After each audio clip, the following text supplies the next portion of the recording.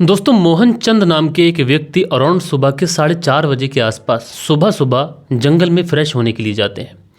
लेकिन जैसे ही सुबह के 4:30 बजे के आसपास ये जंगल के अंदर पहुंचते हैं तो उस समय जंगल के अंदर बहुत ज़्यादा अंधेरा होता है। अमूमन दोस्तों गांव के अंदर लोग जल्दी उठ जाते हैं। सुबह के 4 साढ़े 4 बजे के आसपास ये जंगल में फ्रेश होने के लिए गए थे, लेकिन अचानक से अंधेरा होने की वजह से इनका जो पैर था ये किसी खड्डे के अंदर चला जाता है और उसके बाद में ये खड्डे के अंदर जाके गिरते हैं।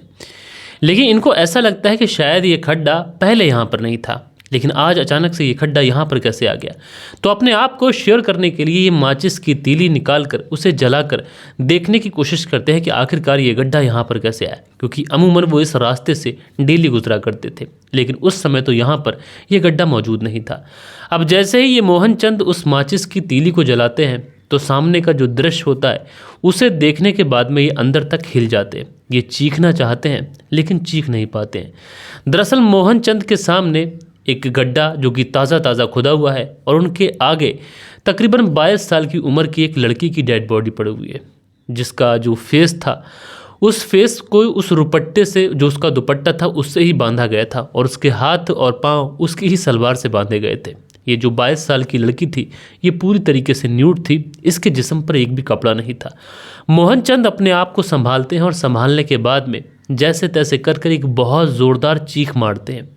अब चूंकि 4:30 से अब लगभग 4:45 का समय हो चुका था और उस समय उस जंगल के अंदर गांव के मोहन चंद की तरह कुछ और लोग भी फ्रेश होने के लिए आए थे। अब जैसे ही मोहन चंद की वो आवाज़ सुनते हैं कि कोई व्यक्ति इस साइड से चीखा है, वो लोग उधर जाकर देखने की कोशिश करते हैं। 8 से 10 लोग जो होते हैं वो उधर पहुंचते हैं और उसके बाद में टॉर्च जलाकर सब लोग देखने की कोशिश करते हैं, क्योंकि मोहन चंद बताता है यहाँ पर कुछ बहुत ज़्यादा भयानक है। तो उसके बाद में जब सब लोग देखते हैं तो सामने का जो दृश्य होता है उसे देखने के बाद में सब के सब दंग रह जाते हैं। इसी बीच में चूंकि जो सुबह का उजाला था वो ऑलमोस्ट फैलने ही वाला था, इन्हें झाड़ियों की हिलने की आवाज़ आती है। जैसे ही झाड़ियों की हिलने की आवाज़ आती है तो ऐसा लगता है कि शायद कुछ लोग यहाँ से भाग रहे हैं। तो इनकी नज़र पड़ती है 2 लड़के इस जंगल की साइड से बहुत तेज़ रफ्तार से भाग रहे हैं। लिहाजा ये जो लोग थे दौड़कर भागकर उन दोनों लड़कों को पकड़ लेते हैं और उसके बाद में उन्हें बहुत ज़ोरों से मारने तोड़ने लगते हैं। और दोस्तों देखते ही देखते चूँकि 10 लोगों ने इन दोनों लड़कों को पहचान लिया था, दोनों ही लड़के इसी गाँव के रहने वाले थे। देखते ही देखते ये जो खबर थी पूरे गांव के अंदर आग की तरफ फैल जाती है। उसके बाद में गांव से तकरीबन 400 के करीब लोग उस जंगल में पहुंच जाते हैं और उसके बाद में इन दोनों लोगों की बहुत बेरहमी के साथ में पिटाई करने लगते हैं। कोई इन्हें खींचता, कोई मारता, कोई बाल पकड़ता। लेकिन दोस्तों उसके बाद में जब इन सारे लोगों को पूरी सच्चाई पता चलती है तो इन लोगों का ह्यूमैनिटी के ऊपर से एक तरीके से विश्वास भी उठ जाता है, क्योंकि ऐसा देखने से और जब पूरी सच्चाई पता चलती है तो ऐसा लगता है कि कोई ऐसा भी भला कर सकता है। तो आखिर क्या हुआ था इस पूरी घटना के अंदर, सिलसिलेवार तरीके से दोस्तों मैं आप लोग को सुनाऊंगा। बस आप लोग इस वीडियो में अंत तक बने रहिएगा। असल में इस पूरी कहानी की शुरुआत होती है उत्तर प्रदेश के मुजफ्फरपुर से, और इसी उत्तर प्रदेश के मुजफ्फरपुर में एक गाँव आता है नूनाखेड़ा गाँव, और इसी नूनाखेड़ा गाँव के पास में एक पुलिस थाना भी है जिसका नाम है तीताबी पुलिस थाना। और दोस्तों जब गांव के बहुत सारे लोग इन दोनों लड़कों को मार रहे थे तो उसी भीड़ में से एक शख्स निकलता है और इस नूनाखेड़ा गांव की तरफ भागता है। एंड नूनाखेड़ा गांव की तरफ भागने के बाद में वो एक बुज़ुर्ग व्यक्ति के घर में पहुंचता है। इन बुज़ुर्ग व्यक्ति का नाम होता है मोहर सिंह। मोहर सिंह इस गाँव के सबसे ज़्यादा अमीर घरानों में से एक थे और इनकी गाँव के अंदर बहुत ज़्यादा ज़मीन थी, अच्छा नाम था, अच्छा रुतबा था। ये व्यक्ति इन मोहर सिंह के पास में पहुंचता है चूँकि ये काफ़ी ज़्यादा बुज़ुर्ग थे, और उसके बाद में ये व्यक्ति उन बुज़ुर्ग व्यक्ति यानी मोहर सिंह से कहता है कि बाबा जल्दी चलिए, नहीं तो गांव वाले हमारे बच्चों को मार डालेंगे। उसके बाद में जो मोहर सिंह होते हैं उस व्यक्ति के साथ में सीधा जंगल की साइड भागते हैं एंड वहाँ पर जाने के बाद में उन दोनों लड़कों को बहुत ज़्यादा बचाने की कोशिश करते हैं। लेकिन थोड़ी ही देर में मोहर सिंह समझ जाते हैं कि शायद वो इन लड़कों को इन गांव वालों से बचा ना सके, इसलिए मोहर सिंह उस व्यक्ति के साथ में सीधा तीताबी पुलिस थाने भागते हैं एंड वहाँ पर जाकर ज़ोर ज़ोर से रोने लग जाते हैं। और वहाँ के जो SHO होते हैं उनसे कहते हैं कि साहब कुछ भी कर हमारे बेटों को बचा लीजिए। उसके बाद में जो SHO होते हैं वो पुलिस के कुछ कांस्टेबल लेकर साथ के साथ ये जो बुजुर्ग व्यक्ति मोहर सिंह वहाँ पर गए थे और जो दूसरा व्यक्ति साथ में गया था, इन दोनों को अपनी गाड़ी में बिठाकर सीधा उस घटना वाली जगह पर पहुँचते हैं। जैसे तैसे कर पुलिस वाले लोगों की उस भीड़ से उन दोनों ही लड़कों को छुड़ाते हैं। लेकिन दोस्तों उन दोनों लड़कों को जब लोगों की उस भीड़ से छुड़ाया गया था तो देखने से ही ऐसा लग रहा था कि शायद इनकी जान जा चुकी है। और इनको बचा पाना शायद इम्पॉसिबल है। लेकिन उसके बाद में पुलिस वाले इन दोनों ही लड़कों को लेकर जो तीताबी का जो पीएचसी मेडिकल कॉलेज है वहाँ पर लेके पहुँचते हैं एंड वहाँ पर इन दोनों को भर्ती कराया जाता है। लेकिन यहाँ पर इन दोनों की हेल्थ कंडीशन देखते हुए इनको हायर मेडिकल के लिए रेफ़र कर दिया जाता है। लेकिन जो गांव वाले थे उनको ये पता चलता है कि जो पुलिस वाले हैं वो इन दोनों का इलाज करा रहे हैं, तो वो पुलिस के ऊपर ही उल्टा भड़क जाते हैं। वो कहते हैं कि इन दोनों का इलाज कराने की कोई ज़रूरत नहीं, बल्कि इन दोनों को तो मरने के लिए ऐसे ही छोड़ देना चाहिए। पुलिस वाले जैसे तैसे इन गांव वालों को समझाकर वापस भेज देते हैं। लेकिन गांव वाले आपस में मिसवोट कर एक दूसरे से राय मशवरा कर हायर मेडिकल कॉलेज पहुंच जाते हैं एंड वहां पर भी काफ़ी ज़्यादा तमाशा खड़ा कर देते हैं। लेकिन पुलिस वाले वहां से भी उन्हें समझाते हैं एंड वापस भेज देते हैं। दोस्तों 3 दिन का लंबा समय गुजर जाता है ट्रीटमेंट चलते हुए, और 3 दिन के बाद में आखिरकार इन दोनों को होश आता है। और सबसे पहले जिन दोनों को होश आया था तो उसमें एक लड़का जिसका नाम पंकज था और एक लड़के का नाम बिट्टू था। जो पंकज था वो मोहर सिंह का पोता था और जो बिट्टू था वो पंकज का दोस्त था। लिहाजा पुलिस वाले इस पूरे मामले की जानकारी के लिए सबसे पहले पंकज से पूछताछ करते हैं। लेकिन जो पंकज था वो पुलिस को इधर उधर की बातें बताता है, इधर उधर से घुमाने की कोशिश करता है। लेकिन पुलिस वाले जब सख्ती से पंकज से पूछताछ करते हैं तो पंकज पुलिस के सामने अपना मुंह खोल देता है एंड उसके बाद में जो कहानी सुनाता है उसे सुनने के बाद में पुलिस वालों के भी पांव तले से ज़मीन ही खिसक जाती है। क्योंकि जब पुलिस ने बार बार इस पंकज से पूछताछ की थी तो पंकज जो था वो पुलिस के सवालों के आगे उलझ गया था। इसलिए जो पंकज था ये पुलिस को बताता है कि जब उसकी उम्र तकरीबन 12 साल के आसपास थी तो उसकी जो माँ थी ये गाँव में ही रहने वाले एक लड़के के साथ में भाग गई थी और उस समय पंकज अकेला रह गया था। पंकज का जो घर था उस पंकज के घर में पंकज के दादा मोहर सिंह और पिता सुरेंद्र सिंह और पंकज सिंह, यानी ये 3 मर्द ही इस घर के अंदर रहा करते थे। कभी जो दादाजी थे मोहर सिंह वो खाना बना दिया करते थे, कभी सुरेंद्र सिंह खाना बना दिया करते थे। कपड़े धोने से लेकर घर का हर काम ये तीनों ही मर्द किया करते थे। इस वजह से इस घर के अंदर किसी महिला की कमी हमेशा खला करती थी। लेकिन चूंकि ये जो परिवार था काफ़ी ज़्यादा अमीर परिवार था तो पैसे की या फिर किसी चीज़ की कोई प्रॉब्लम कभी पंकज को नहीं आई थी। फाइनेंशियली ये जो परिवार था ये पूरी तरीके से स्टेबल था। लेकिन कमी अगर किसी चीज़ की थी तो इस घर में एक महिला की कमी थी। और दोस्तों बिना महिला के कोई भी घर जो होता है वो बद से बदतर दिखाई पड़ता है। महिला ही होती है कि एक बिखरे हुए घर को संभाल कर चलती है। इसलिए जो मोहर सिंह थे वो सुरेंद्र सिंह से कहते हैं कि कब तक ऐसे चलता रहेगा, तुम्हें दूसरी शादी कर लेनी चाहिए। लेकिन जो सुरेंद्र सिंह थे वो शादी करने के लिए तैयार नहीं थे। उन्होंने कहा था कि एक पत्नी तो चली गई है लेकिन बेटा है, बड़ा हो चुका है, अब बेटे की ही शादी कर लेंगे, मैं शादी कर कर भला क्या करूँगा। लेकिन मोहर सिंह के बार बार कहने के बाद में जो बेटा सुरेंद्र सिंह होता है यानी पंकज के पिताजी आखिरकार वो शादी करने के लिए मान जाते हैं और उसके बाद में एक लड़की देखी जाती है। दोस्तों ये जो लड़की देखी जाती है इसका नाम पुष्पा होता है। लेकिन दोस्तों इससे भी ज़्यादा इंटरेस्टिंग चीज़ इसमें यह थी कि जो पुष्पा थी उसकी उम्र महज 22 साल के आसपास थी। ना कि उसकी उम्र 22 साल की थी बल्कि पुष्पा देखने में भी बहुत ज़्यादा खूबसूरत थी।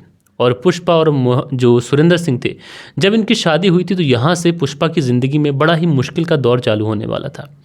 क्योंकि पूरे गांव के अंदर सुरेंद्र सिंह की शादी की चर्चा थी, क्योंकि शादी काफ़ी ज़्यादा धूमधाम से हुई थी, क्योंकि दोनों ही परिवार वाले इस शादी के लिए सहमत थे और बहुत सारे रिलेटिव्स भी इस शादी के अंदर शामिल हुए थे।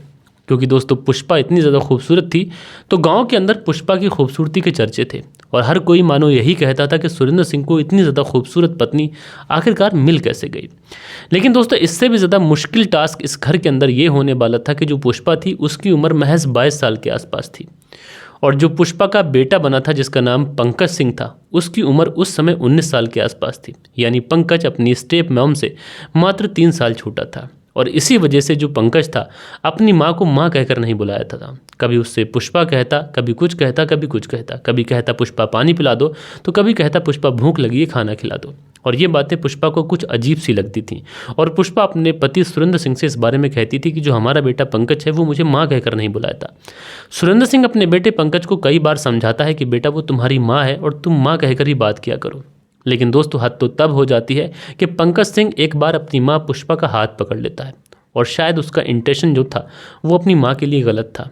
और इस बार रोते हुए जो पुष्पा थी ये अपने ससुर मोहर सिंह के पास में पहुंचती है एंड वहाँ पे जाने के बाद में कहती है कि बाबा पंकज को समझा लीजिए, पंकज मुझसे बहुत गलत तरीके से बिहेव करता है और शायद उसका इंटेंशन जो है वो भी मेरे लिए ठीक नहीं है। इस बार जो मोहर सिंह थे ये अपने पोते पंकज को काफ़ी ज़्यादा डांटते हैं एंड कहते हैं कि आज के बाद तू इस घर में आज़ादी से कभी कहीं नहीं घूमेगा और मेरी मर्ज़ी के बगैर तू कहीं नहीं जाएगा, स्पेशली पुष्पा के कमरे में तो तू अकेला बिल्कुल नहीं जाएगा। पंकज सिंह उस समय तो वहाँ से चला जाता है, लेकिन उसके दिल में कहीं ना कहीं पुष्पा के लिए बहुत ही गलत चल रहा था और वो पुष्पा के लिए फिजिकली बहुत ज़्यादा अट्रैक्ट हो चुका था। इसके बारे में वो अपने एक दोस्त बिट्टू को बताता है और वो कहता है कि कैसे वो अपनी स्टेप मॉम को मन ही मन पसंद करता है और उससे फिजिकली अट्रैक्ट है। ये बातें जब बिट्टू सुनता है तो वो कहता है कि तुम्हारी ये ख्वाहिशें रह जाएंगी और कभी पूरी नहीं हो सकती। लेकिन उसके बाद में पंकज कहता है कि कोई तो रास्ता होगा। तो उसके बाद में बिट्टू जो होता है उसे कुछ नींद की गोलियां देता है। कहता है कि जब तुम्हारे पिताजी और दादाजी घर पे ना हो तब ये नींद की गोलियां तुम पुष्पा को दे देना और उसके बाद में कुछ घंटे के लिए वो सोई रहेगी। उसके बाद में तुम अपनी इंटेंशन उसके साथ में पूरी कर सकते हो। जो पंकज था उस समय गोलियां लेकर वहाँ पर चला आता है। और दोस्तों उसके बाद में जो पंकज के पिता होते हैं सुरेंद्र सिंह, चूँकि ये पेशे से किसान थे तो कई बार इन्हें पेस्टिसाइड खरीदने के लिए शहर जाना पड़ता था। और इस रात भी जो सुरेंद्र सिंह थे ये आउट ऑफ विलेज थे, यानी घर से बाहर थे। उसके बाद में क्योंकि इस पूरे घर की आदत थी शाम को दूध पीकर सोने की, तो जो पंकज सिंह था ये दूध के अंदर उन नशीली टैबलेट्स को मिला देता है और उस दूध को जो पंकज के दादा मोहर सिंह होते हैं वो भी पीते हैं और जो माँ पुष्पा होती है वो भी पीती है। और जब ये दोनों दूध पीते हैं तो इन दोनों को नींद आ जाती है। जब पंकज को ऐसा लगता है कि उसका प्लान कामयाब का हो रहा है तो उसके बाद में ये दौड़ा दौड़ा भागा भागा बिट्टू के पास पहुंचता है और बताता है कि उसकी जो गोलियां थीं वो असर कर गई हैं। लेकिन जो बिट्टू था यहाँ पर एक गेम खेलता है। बिट्टू पंकज से कहता है कि देखो अगर तुम घर के अंदर ये सब कुछ करोगे तो हो सकता है तुम पकड़े जाओ, तो तुम बेहतर यही होगा कि अपनी माँ को किसी तरीके से जंगल में ले आओ। क्योंकि जो पंकज का घर था उससे 1.5-2 मीटर की दूरी पर जंगल स्टार्ट हो जाता था, जो कि काफ़ी ज़्यादा घना जंगल था।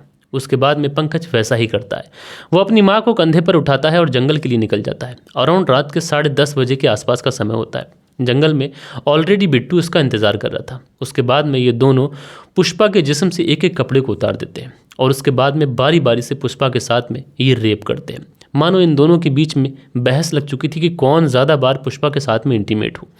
और दोस्तों ये सब करते करते पुष्पा की एक बार जब उसके साथ में सब कुछ हो रहा था, दरिंदगी हो रही थी, तो उसकी आंख खुल जाती है। जब उसकी आंख खुलती है तो उसके ही दुपट्टे को उसके मुंह के अंदर डाल दिया जाता है और उसके बाद में भी बेरहमी से उसके साथ में जो रेप था वो ये लोग कंटिन्यू करते हैं। एंड दोस्तों इसकी वजह से ये होता है कि बिट्टू को ऐसा महसूस होता है कि पुष्पा की सांसें थम चुकी हैं। वो पंकज से कहता है कि शायद तुम्हारी माँ की सांसें थम चुकी हैं। पंकज चेक करने की कोशिश करता है तो पता चलता है कि हाँ सांसें थम चुकी हैं। उसके बाद में ये दोनों घबरा जाते हैं। पंकज घर की तरफ भागता है और वहाँ से एक फावड़ा लेके आ जाता है। ये लोग गड्ढा खोदते हैं ताकि पुष्पा को उसके अंदर दफना सकें। लेकिन पुष्पा के कुछ कपड़े इन्होंने जंगल में ही इधर उधर फेंक दिए थे, इसलिए सोचते हैं कि डेड बॉडी के साथ में उन कपड़ों को भी दफना देंगे, क्योंकि कपड़े अगर सौभाग्य को किसी को मिले तो हो सकता है हम लोग पकड़े जाएं। उसके बाद में ये लोग कपड़े ढूंढ रहे थे और ये सब करते करते रात के अराउंड 4:30 बजे के आसपास का समय हो जाता है। और उसी समय जो मोहन चंद थे ये उस जंगल के अंदर सुबह सुबह फ्रेश होने के लिए जा रहे थे और अचानक से उसी गड्ढे के अंदर ये गिर जाते हैं जो गड्ढा इन्होंने पुष्पा को दफनाने के लिए खोदा था। और उसके बाद में जो मोहन चंद थे ये चीखते हैं और उसके बाद पूरे केस का खुलासा हो जाता है।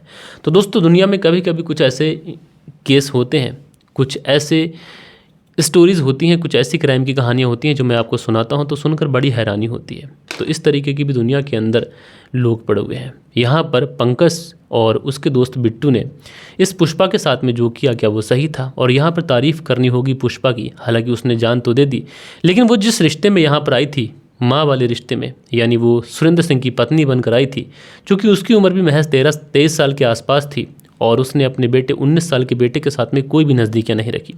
वो बस इतना ही जानती थी कि वो उसका बेटा है और उसे बेटे की तरह ही ट्रीट करना है। लेकिन यहाँ पर उसकी जो ईमानदारी थी, उसका जो एक नेचर था जो सही सलामत अपने परिवार के लिए चलने का, वो उसकी उस नेचर के ऊपर, उसकी उस ईमानदारी के ऊपर जो शिक्षा उसके माता पिता ने उसे दी थी भारी पड़ता है और वो अपनी जान गंवा देती है।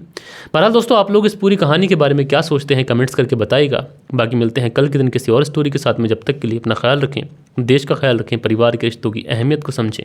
जय हिंद, जय भारत।